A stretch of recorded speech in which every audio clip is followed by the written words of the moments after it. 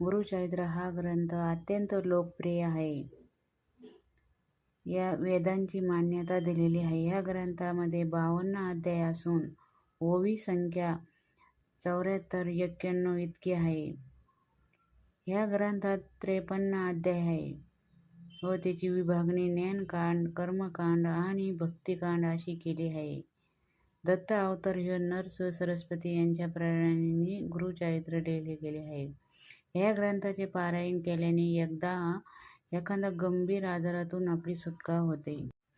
संकटातूनही आपली सुटका होते. मार्ग सापडतो अशी मान्यता आहे. या ग्रंथाचे वाचण्याने कुठल्याही प्रकारचे आधी-विधी आजार यांच्या वाचनाने नष्ट होतात.